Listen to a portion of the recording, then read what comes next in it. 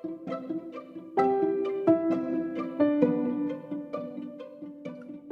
beabá da sustentabilidade.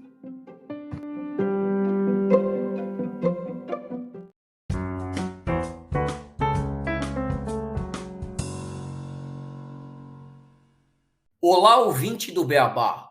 Antes de mais um episódio, eu queria te contar que nós temos um site que é www.obeabadasustentabilidade.com.br. E lá, além de você ter mais informações sobre a gente, playlists por temas de assunto e até como nos contratar para palestras, você encontra informações de como pode nos ajudar a fazer um beabá cada vez melhor, com diversos planos e vantagens exclusivas. Entra lá e não esquece de nos dar as 5 estrelas, ativar o sininho e nos seguir nas redes sociais. Agora estamos até no YouTube.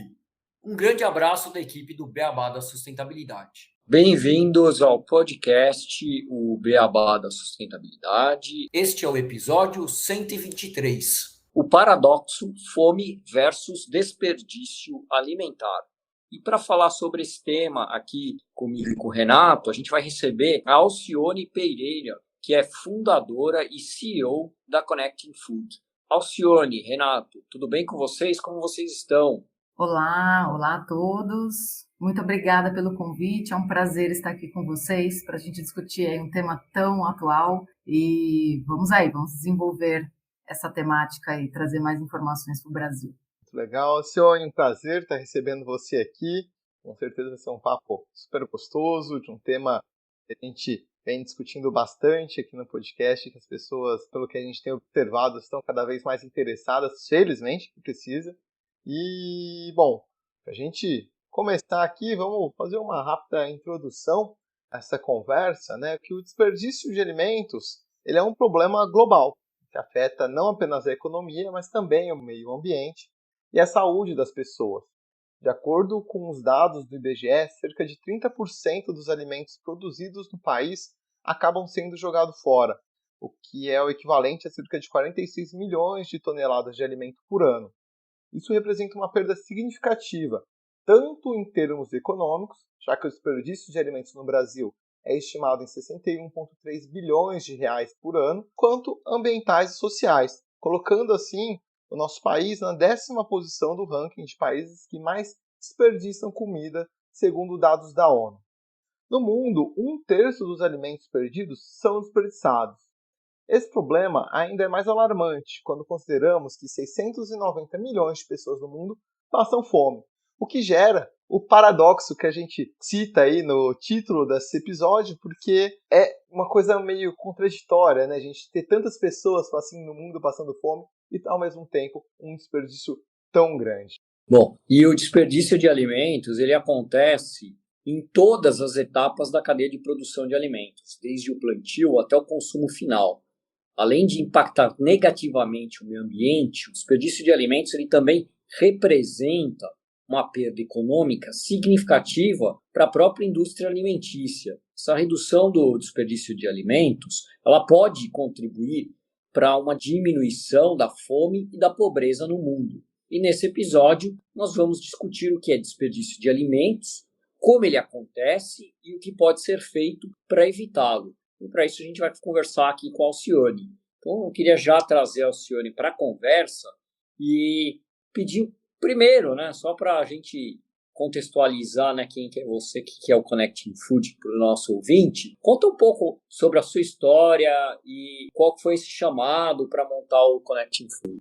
Bom, como uma fundadora, né, de uma empresa de impacto social, não tem como dissociar a história do Connecting Food da minha história profissional. Eu sou engenheira de alimentos de formação e trabalhei por mais de 15 anos em grandes empresas e organizações. E num determinado momento eu assisti uma palestra sobre desperdício de alimentos. Eu era uma daquelas pessoas que não tinha ideia dos números que o Renato trouxe. A gente joga tanta comida fora, enquanto tem tanta gente passando fome no mundo. E aquilo ficou na minha mente, né? Ficou ali uma sementinha de inconformidade. Num determinado momento, eu resolvi sair da atuação do mundo corporativo e entrei num laboratório de empreendedorismo de impacto social chamado Social Good Brasil, isso lá nos idos de 2016, e a Connection Food nasceu nesse laboratório, né, a nossa primeira versão de atuação nesse laboratório, com já o propósito de conectar alimentos bons para consumo, mas que são desperdiçados em diferentes etapas da cadeia, com organizações da sociedade civil que atendem pessoas em situação de vulnerabilidade social.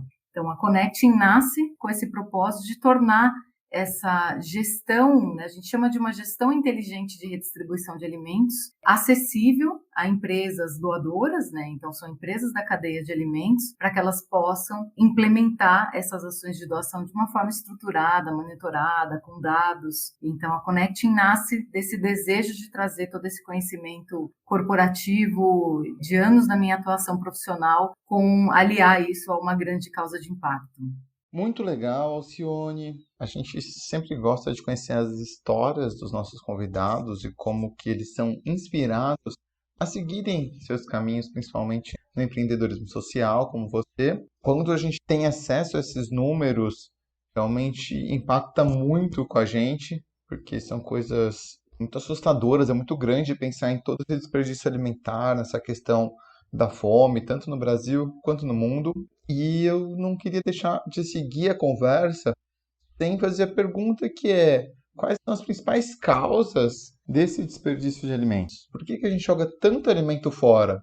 Bom, Renata, essa pergunta é super complexa de responder. Bom, o Brasil é um país continental, começa aí, né? Somos um grande celeiro de produção de alimentos. Então, é extremamente complexo quando a gente analisa o desperdício de alimentos por cada etapa da cadeia. Então, a gente tem desde o campo, com a falta de boas práticas de armazenamento, de transporte, de condições, por exemplo, das estradas, né? Esses alimentos, eles percorrem todo o país. Você vê melão do Nordeste para São Paulo, sai alimentos de São Paulo e abastecem o Brasil inteiro. Então, são alimentos que são transportados por grandes períodos e grandes distâncias. Só nessa parte da cadeia produtiva, aí entramos na indústria, na distribuição, né? Tem as perdas de produção, as perdas inerentes à comercialização desses alimentos, esse não encontro entre oferta e demanda de compra e venda de alimentos. E aí a gente também tem um grande desafio no varejo, né?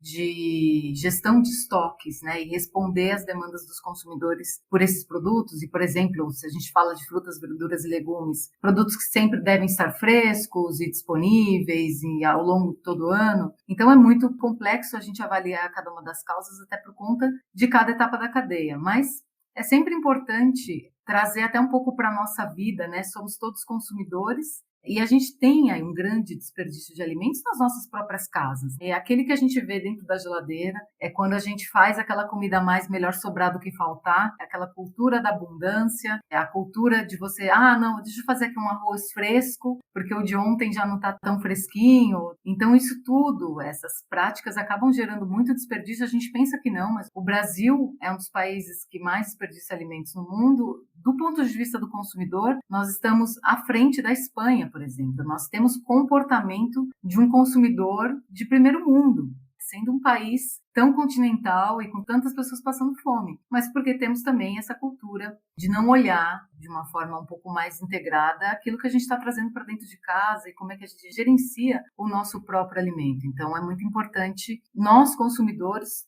termos cada vez mais a consciência de que esse alimento ele tem um custo, nós estamos pagando esse desperdício, sabemos que os alimentos têm uma alta no preço dos alimentos, com a inflação e tudo isso. Então, olhar para o que estamos comprando, para o que estamos consumindo, a forma como nós conservamos o nosso alimento, como nós reaproveitamos esses alimentos. Então, tem uma responsabilidade grande aí de nós, como consumidores, trazer um novo olhar para esse desperdício também dentro de casa, né? Como é que a tecnologia pode ajudar a reduzir esse desperdício de alimentos? Eu sempre falo, Gustavo, que a solução para os nossos problemas já temos, né? O mundo ele já tem ferramentas, pessoas, ideias, tecnologias, conexões, estão todas disponíveis aí com a internet. E com certeza fazer o uso dessas soluções, integrar essas soluções para resolver grandes questões da humanidade é o que precisa ser mais impulsionado.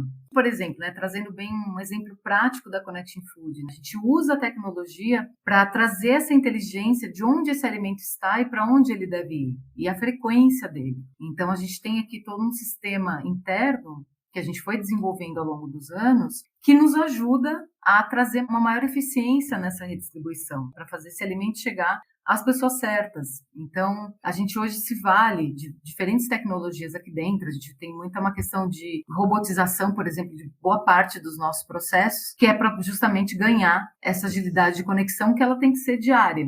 E aí, dentre outras tecnologias e outras formas, não só tecnológicas, digamos assim, mas também tecnologias sociais, de conexão, de relacionamento, de comunidades, de comunicação, de potencialização entre conhecimentos e recursos que também estão disponíveis na nossa rede. A gente usa muito isso no nosso dia a dia para que mais alimentos cheguem até as pessoas. Mas as soluções estão todas aí disponíveis, né? A gente só precisa se motivar a utilizá-las.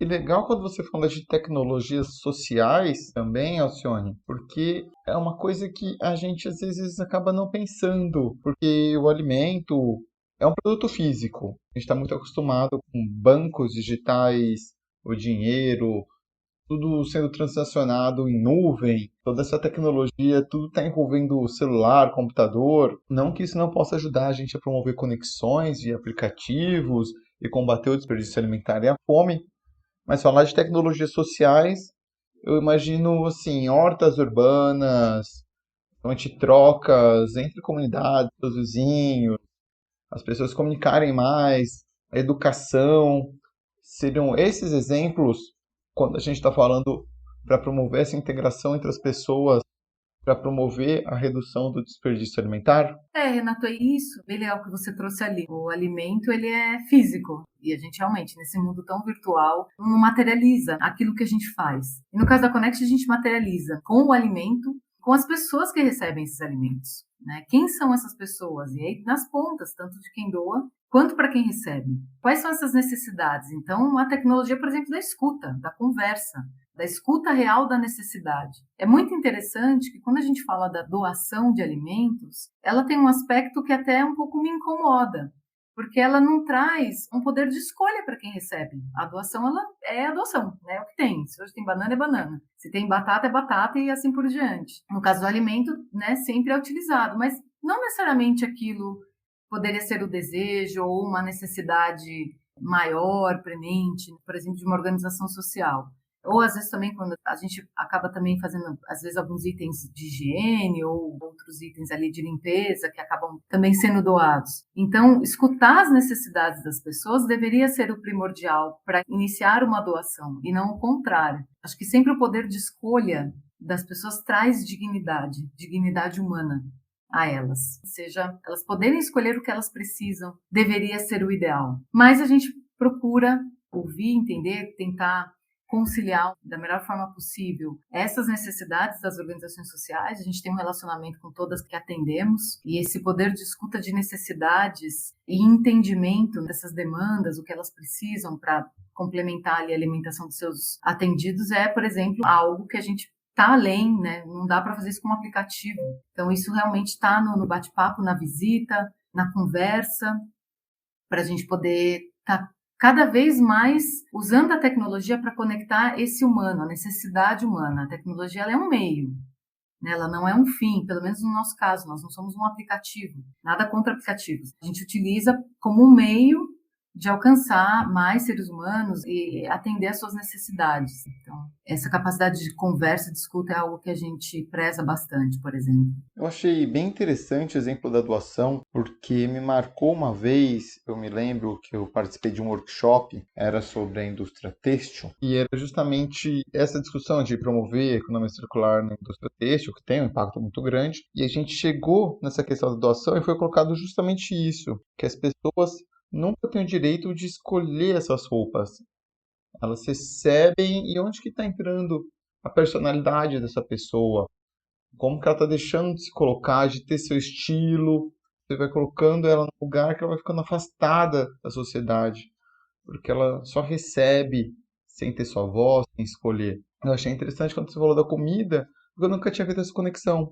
Mas é muito legal porque realmente, às vezes você tem o que comer, mas você tem desejo, você tem outras vontades, e as pessoas deveriam ter esse direito de escolha. E pensar num país tão produtor, com tantos alimentos quanto o Brasil, a pessoa não ter o direito de escolher o que ela vai comer, acaba entrando em problemas sociais que às vezes a gente nem conversa, ficam muito escondidos. Então, outra coisa que eu gostaria de fazer como comentário é um pouco também como teve uma evolução nesse mercado de alimentos em relação a essa parte de doações, porque eu trabalhei a maior parte da minha vida adulta em indústria alimentícia também, e eu via que existia nas empresas uma reticência muito grande em doar o alimento.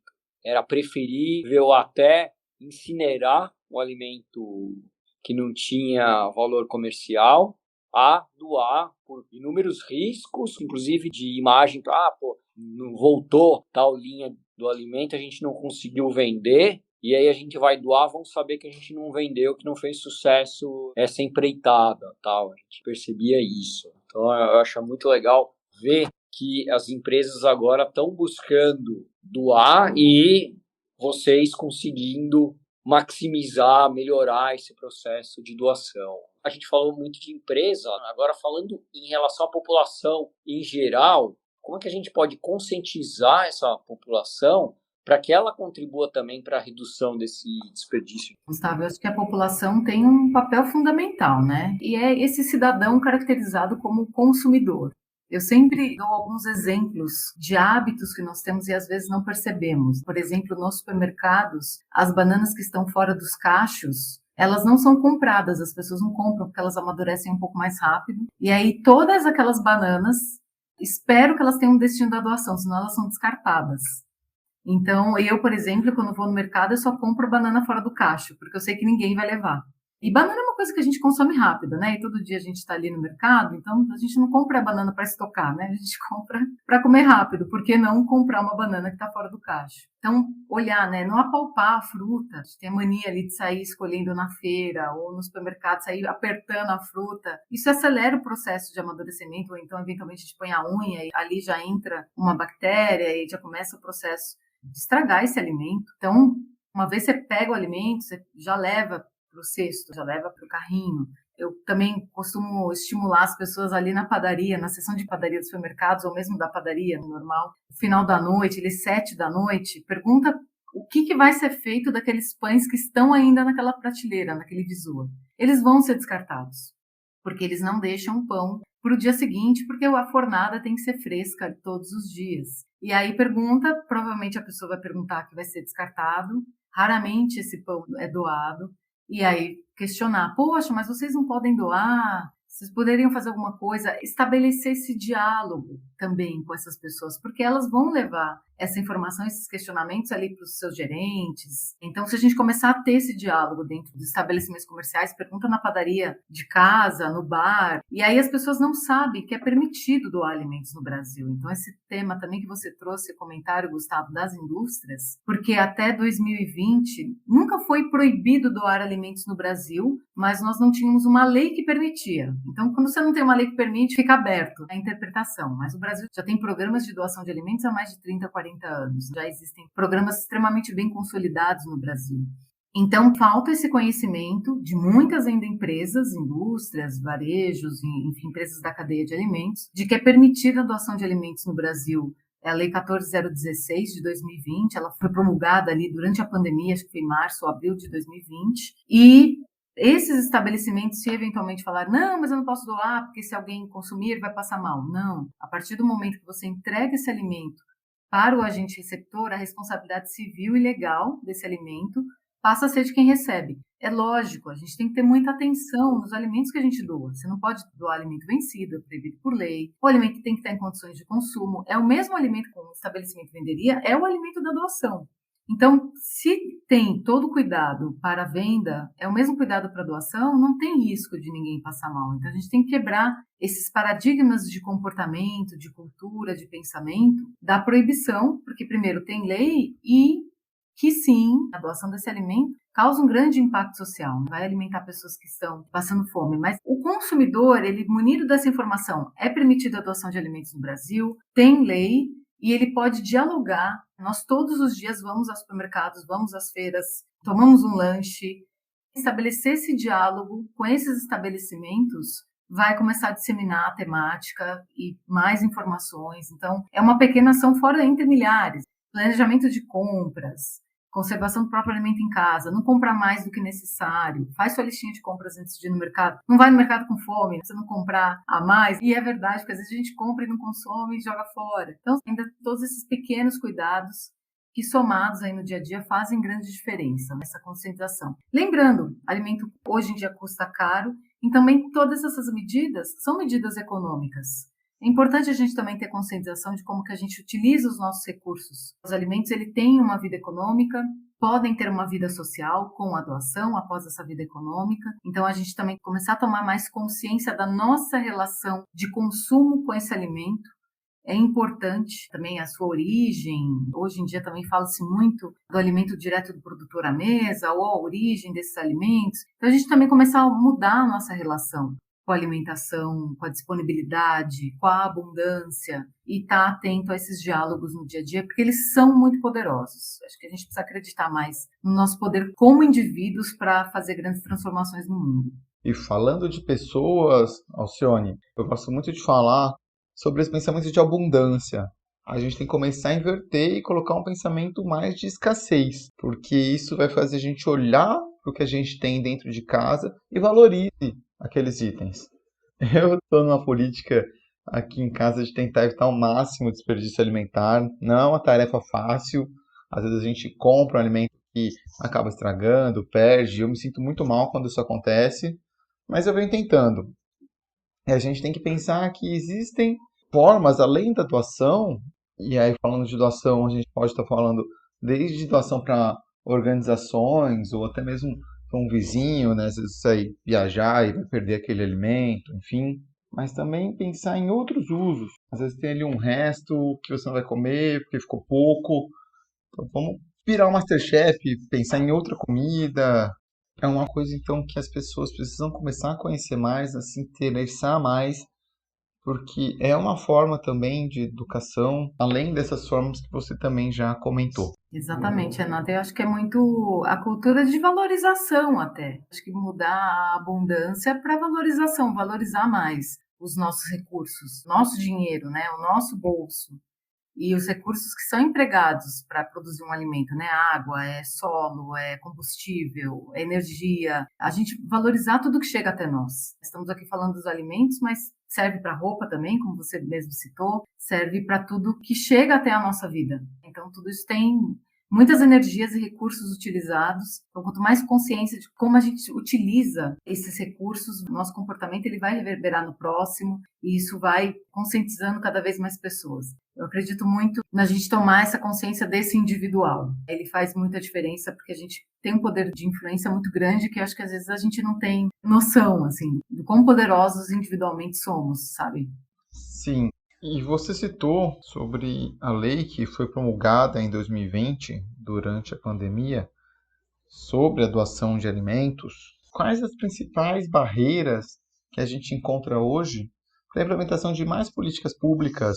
A lei é um grande avanço, já era permitido, igual você comentou, mas trouxe mais segurança para as empresas fazerem a doação. Mas o que mais que a gente poderia ter para facilitar para que a gente tenha uma redução do desperdício alimentar? Então, Renata, é muito interessante a sua pergunta, porque o Brasil ele precisa caminhar.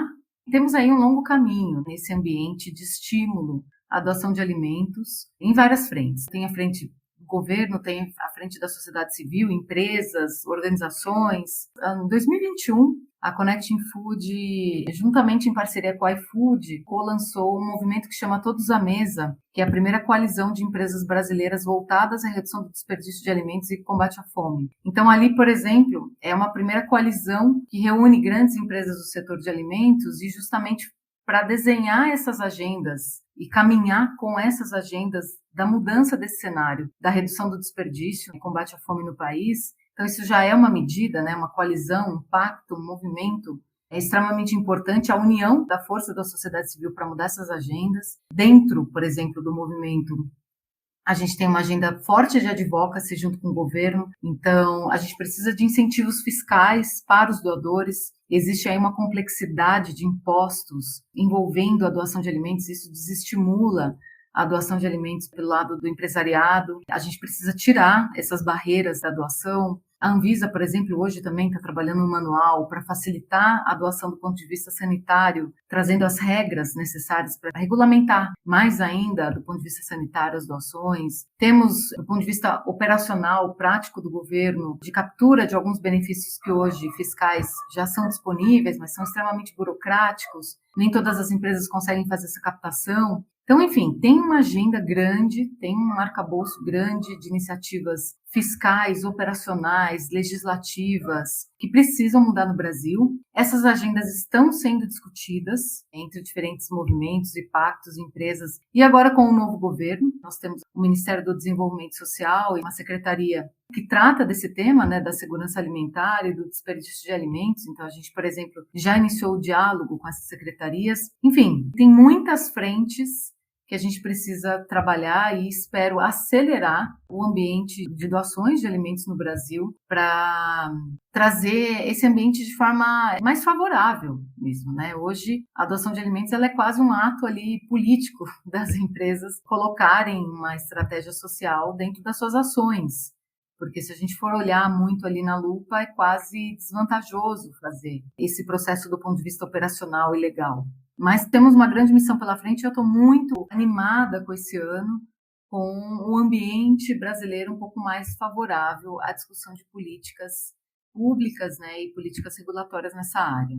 Excelente. E para fechar, o que você vê como tendências e como o futuro realmente, principalmente aqui no Brasil, para a gente diminuir o desperdício de alimentos e também como a gente poderia, dessa maneira, chegar no 2030 com os ODS alcançados em relação a essa parte de fome zero, de diminuir ao máximo a quantidade de pessoas que não tenham alimento à mesa, né? Sendo que a gente tem o alimento sendo produzido, que a gente já tem o alimento para ter o fome zero. Pois é, Gustavo, 2030 está aí, né?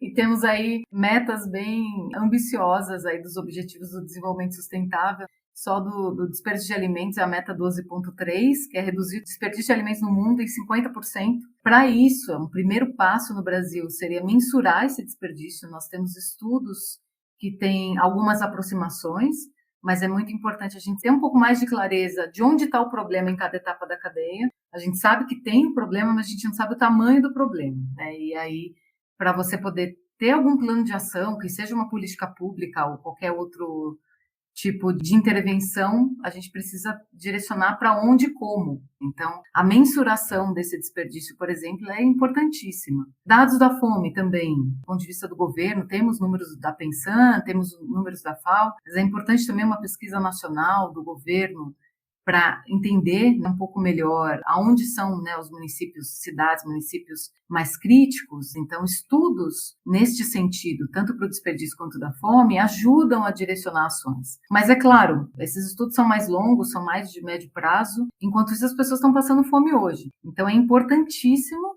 nós acelerarmos ações atuais para o hoje, para conectar mais esses alimentos que já são produzidos, são perfeitos para o consumo. Esses alimentos precisam ser consumidos, eles precisam ter uma finalidade. Se eles não têm mais uma finalidade econômica, eles têm que ter uma finalidade social, humana.